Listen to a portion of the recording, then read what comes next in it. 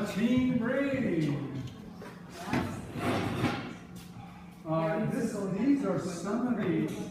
This is some of the terrain in the teen brain that's undergoing upgrades. You'll notice that it goes from deep in the brain all the way up to the most recent brain. It's just amazing.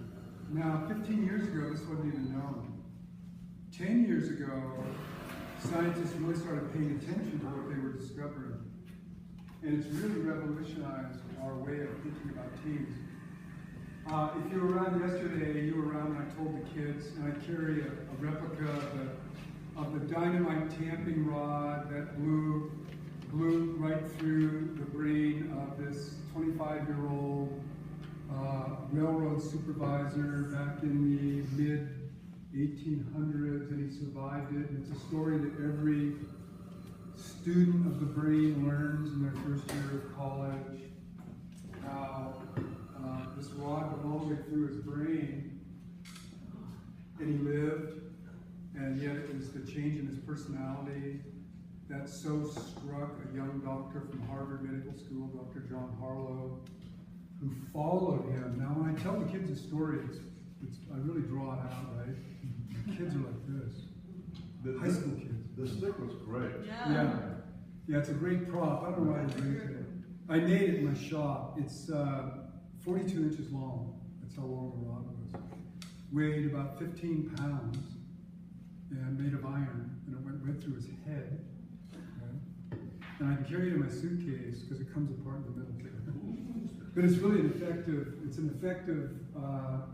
sort of device.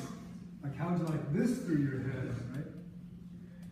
But there's a huge fascination with this story. You can go online and look at all these computer animations and so forth. The point I'm making with the kids is that Gage's personality changed instantly. That he lost all these abilities, right? They all went away. He had the brain of basically a prepubescent child. He was 25, which is now when we sort of assume that the brain is fully matured. And he lost all those abilities. Boom, and it's all over with, right? That's where I start my talk with the teens. And then that sets the stage for much later after I tell them some really cool things about their brain, which I'll share with you. About binge drinking. Because when the frontal lobes are that vulnerable and all these other areas are that vulnerable, getting drunk is going to undo a lot of it.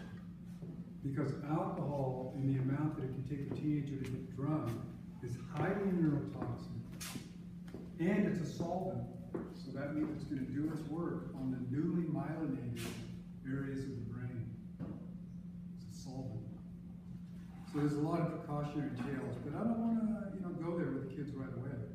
So I sort of set the stage with this story as I'm introducing them to the frontal lobes, which are undergoing these great changes. This is almost by definition too, by description, a kid with ADHD in some ways, right? You notice a lot of these abilities are missing in these kids. We also know that this is indicative of kids with a lot of head injuries, right? I once mentored a young man, brilliant young man. His father's a friend of mine, and he wanted me to counsel him, and I said, I don't do counseling anymore, but I'll mentor him if you want to. Who had a lot of head injuries as a child, and he was the best looking, most engaging, bright kid, one of the most that I've ever been around. He was 12 years old when I started working with him, and this kid was in so much trouble. He was in juvenile hall. He ended up in jail a couple times, and finally I just said to his dad one day, did he have a lot of head injuries? And he said, oh yeah, he had a lot of head injuries. I said, wow, I think what we're looking at is a kid who's going to take longer than normal to get the frontal lobe wired up. And eventually it happened. We actually shipped him off. He did a deal with the justice system when he was 16. He said, if I can get my son into Israel, would you allow him to go? And they said, okay. So he made arrangements and he got him over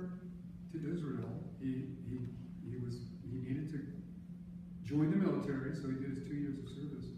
And he ended up a decorated soldier right out of training. His brain finally hooked up. And he was the designated leader of this whole battalion. He's brilliant.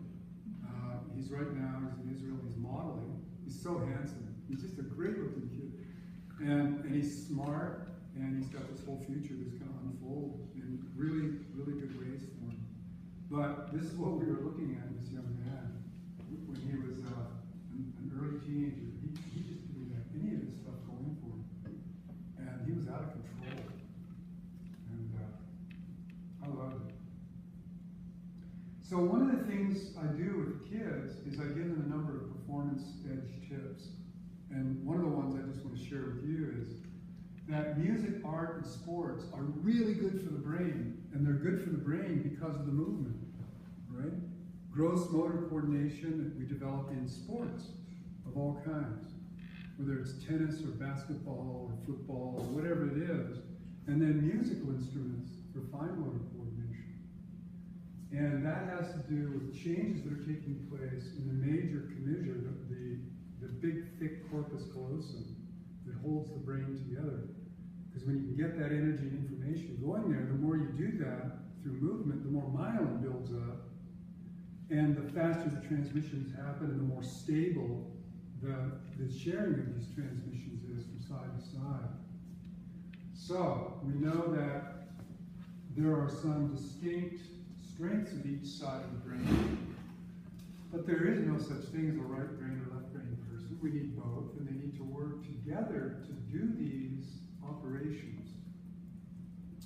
This is a shaved down version looking down on the top of the brain that exposes the corpus callosum, so you get an idea.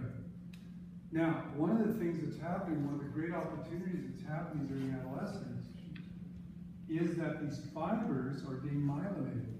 So that, again, if that's the neuron, this axon is getting a myelin sheath. And every time it's engaged in learning, it gets more and more and more of this stuff on it. And then finally it gets to a point where the neural transmissions can go 100 times faster than before it was myelinated. And then the learning is stabilized and it's secure, which means it's not going to be pruned away. So what's being eliminated at the rate of 1 billion connections a day in teenagers is the unmyelinated stuff that we don't need. Because nature has somehow come to the conclusion that adolescents need to be a period where we begin to really focus down on the elements of success to make it in that particular environment. We get better and better with that language. In other words, what's the model environment providing? We adopt those mindsets. We adopt those opinions, those views. And that rubs both ways. Because societies always have very functional and very dysfunctional belief systems. But nature trades off infinite capability, unlimited ability to learn anything, for well-learned sort of behaviors and protocols. It seems like a reasonable trade-off. At least that's one way to look at it all. So what happens during this period of time is the myelin, if I can illustrate it thusly, the myelin during adolescence gets a super boost. It's getting thicker and thicker and thicker, and as we've already shown, the best way to do that is through exposing children to movement. And pretty soon they've got this really well-myelinated brain, which is helping them with creative problem solving and all the rest. That's the communication dimension, side to side. Another area of the brain that's undergoing a major restructure, interestingly enough, is the most primitive area of the brain. It's the primitive reptilian moving center. And that cerebellum, which we've already encountered, controlling balance and motor coordination, gets that big boost during adolescence. So the more that we focus on coordinated, balanced movements, even in the adolescent years, the more opportunities they have to exploit the higher brain capacities. This is relatively new stuff, and I think it's you know, by the time it really fully informs education, and we can convince parents of why we're going to emphasize movement and balance and coordination in our curriculum. Because oftentimes we're responding to the exigencies of what parents expect, right? So in part it's about educating them, which is why I always like to meet with the parents when I come into a school, so that they can be introduced to this information and become maybe our primary advocates for the things that often we already know to be true. So, the other thing that I talk to the kids about, and this is where we now double back to the dangers of drug use, especially binge drinking or getting drunk. And that has to do with these studies. And I've already introduced them to the rat brain early on in one of my little demonstrations with the kids. But unfortunately, I didn't have enough time. I just couldn't get this far with the high school kids, and I regret that. But I did talk to them about the dangers of getting drunk in 2 other contexts. But what I like when I have the time is to describe some of the studies of where scientists actually found out about the pleasure centers of the brain and the reward centers. It's a complicated system. It took a couple of decades for science to really flesh it out. But one and only one area is the nucleus accumbens. It's a very small area of the brain. It's probably several thousand neurons, I'm not really sure. And the early studies were on these rats. By means of illustration, you can see that it has a little wire, and it's inserted down into its nucleus accumbens. And when the rat, in a very boring environment, learns that all it has to do is press on the bar to get a little shock to its pleasure center, you can well imagine that given the choice between utter boredom and hanging out at the bar, that it's going to spend a lot of time at the bar. And what they quickly found was that females would ignore their babies, males wouldn't even mate with females or put in the cage in estrus, babies would die from neglect, and quite a shock to the scientists was that the animals themselves were dying in pursuit of unmitigated opportunities to pleasure themselves, violating the first law of nature, survival. So what they had done is scientists 75 years ago had come up with a very, very exact model of addiction. But the understanding of it wasn't quite complete because they didn't know enough about brain chemistry. They had only isolated a few of the neurotransmitters. Now there's nearly 100 that have been identified. So it took until a bit later, probably into the 60s, before the science of addiction really emerged as a field that required addictionology. So there's the nucleus accumbens in a human context of the brain, and it all has to do, in many ways, with the production of a particular substance in the brain, and that's dopamine. So now we meet dopamine in a different guise.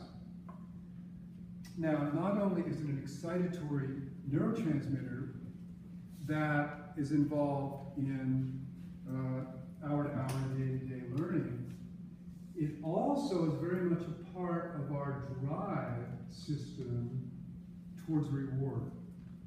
So, food, sex, exercise, anything, bonding, social bonding, any of those things has its share of dopamine in the system.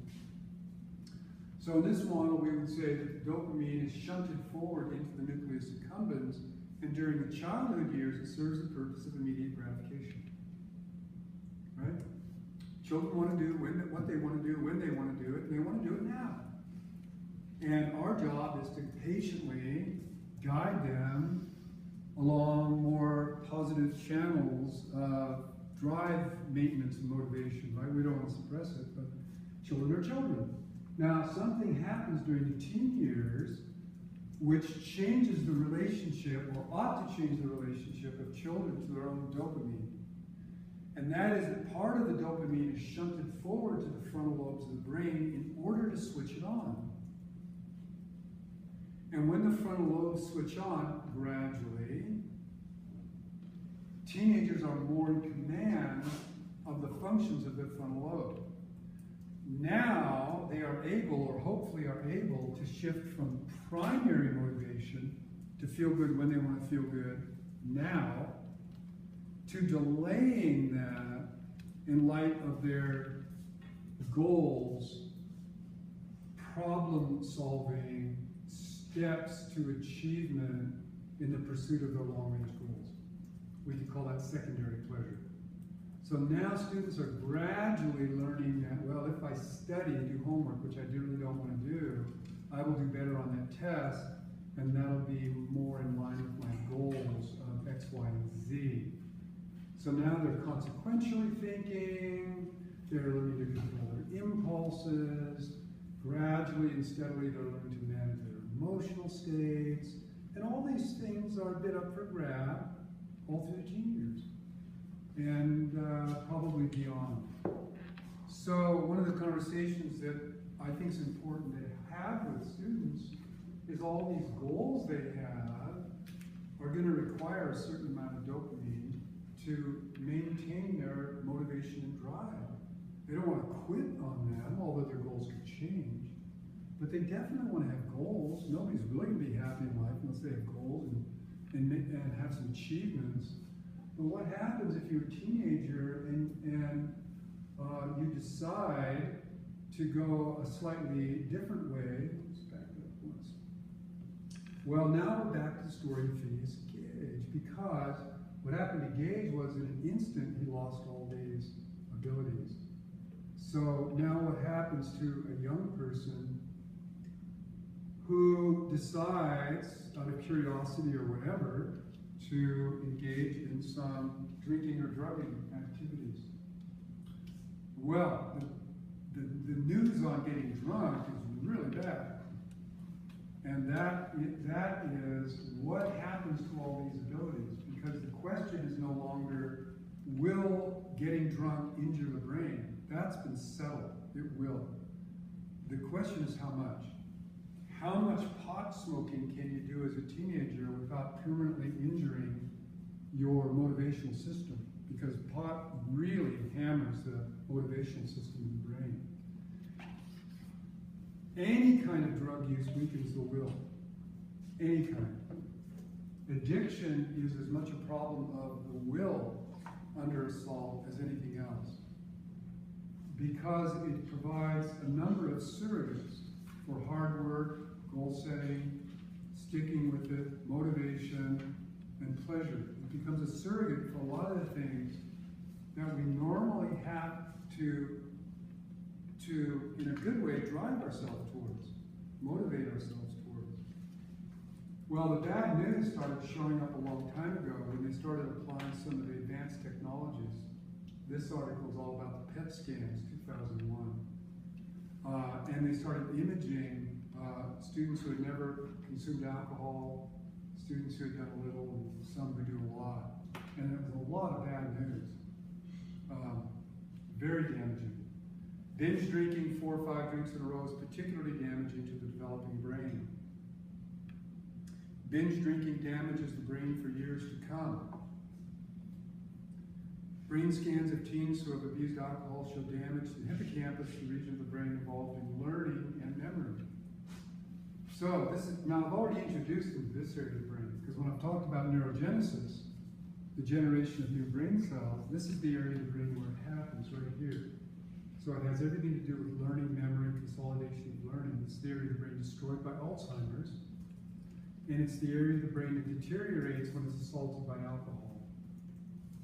So we're now encountering the evidence which is showing that the damage is long-term. Moreover, drinking reduces the number of new brain cells. That's not such a good idea. It also destroys the connections of the new brain cells that have been hard at work for between 1 month and 6 months, which is how long it takes new brain cells to wire in, at least 30 days. So what it's doing is it's undoing a lot of the learning.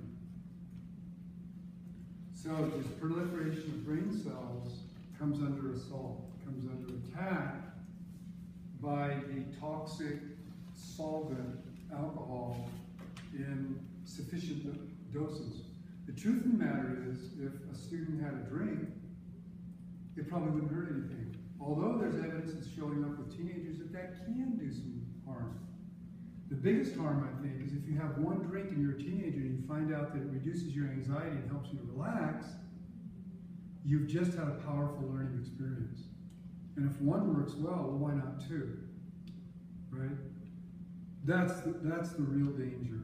But if a student honestly had a drink a day, there may be no really bad results of that. There are certain health benefits from drinking, certainly. So in a sense, families and cultures that teach the appropriate use of alcohol in a familial setting, even if it's daily, the evidence, the epidemiological evidence, seems to suggest that those families somehow inoculate their children away from binge drinking. But it's not going to be true across the board for all kids raised in those environments. So it's a real mixed bag, it's very individual, but you know, one thing we do know is that education really helps. It's not a sufficient condition to prevent teen drinking and getting drunk, but it's a necessary condition. And the biggest lesson we've learned in that is tobacco use. The more education we do, the lower the tobacco consumption rate is. The teenage brain suffers more from an episode of alcohol intoxication than does an adult brain. It's one of the paradoxes of drinking. And the paradox is that teenagers can hold their alcohol better than an adult. But on the other side of the equation, the damage done to the teen brain can be 2 to 5 times greater with an equal amount of alcohol. And it's all because of how vulnerable all these areas of the brain are, all through the teen years. So my suggestion to kids is, look, if you've started, really, you might want to rethink this, you know, and the longer you wait, the less problems you're going to have with this issue.